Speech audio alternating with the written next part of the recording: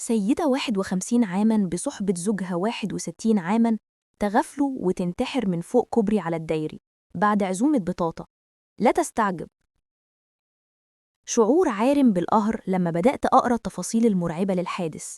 حكايتهم بدأت لما راحوا زيارة لشقة تانية يملكوها عشان يصينوا الحاجات اللي محتاجة صيانة. الطريق للشقة التانية كان عامر بالخناق والنقرزة. الملفت إن الزوج حكى في تحقيقات النيابة إنه كان بيأنبها في العربية على إيه؟ على إن ابنهم حلق ورمى شعر الحلاقة في دورة المياه، وده خلاها تتسد وكلفته تصليحات.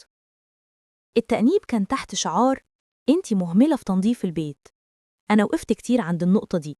يعني هي من وجهة نظره ونظر معظم الرجال الست مسؤولة عن كل حاجة في البيت حتى عن تصرفات الآخرين.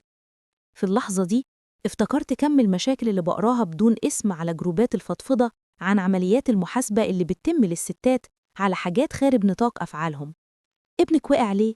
أكيد مهملة. جوزك بص بره ليه؟ أكيد مقصرة. فلانة عكسك ليه؟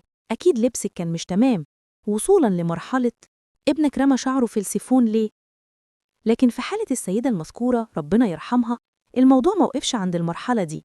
للأسف جوزها ضربها جوه العربية. متخيلة الألم اللي نزل على وشها أو الكتف اللي خدته على الغفلة.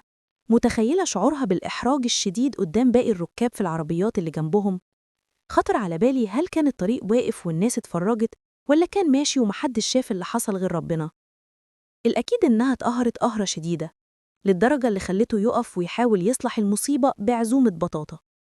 واضح كمان إن ما كانش عندها رفاهية رفض الاعتذار. أكيد جربت كتير واتبهدلت. يعني بصالحك ومش عاجبك؟ متخيلة الضغط النفسي والانهيار اللي حست بيه قبل ما تبص من فوق الكوبري لتحت وتقرر تنط. بس الموضوع ما كانش بالبساطة دي. الست ما حاولتش ترمي نفسها قدامه وهو شايفها حتى من بعيد. تحريات المباحث والكلام مع الجيران كشف إنها ما كانتش أول مرة يضربها. كل الناس في محيطهم كانوا بيسمعوها وهي بتتضرب وبتتشتم وبتتعامل بطريقة مهينة. الكام وصف دول خلوني أتأكد إنها كانت ميتة من سنين كتير. ما كانش ناقصها غير شهادة وفاة حقيقية لحياة مش حياة. ساعات كتير بنكتم في نفسنا ونفضل نقول معلش وما جراش حاجة عشان البيت والأولاد. طيب عشان منظرنا قصاد الناس هيقولوا طلقها بعد العمر ده كله. طيب هعيش إزاي؟ هصرف منين؟ هروح فين؟ خوف هستيري من المستقبل ومن الانفصال بيلف بينا في دايرة تفضل تقول لنا مفيش فايدة. وفي النص نبدأ نبص على تجارب ناس تانية أسوأ ونردد في سرنا من شاف بلاوي الناس تهون عليه بلوته.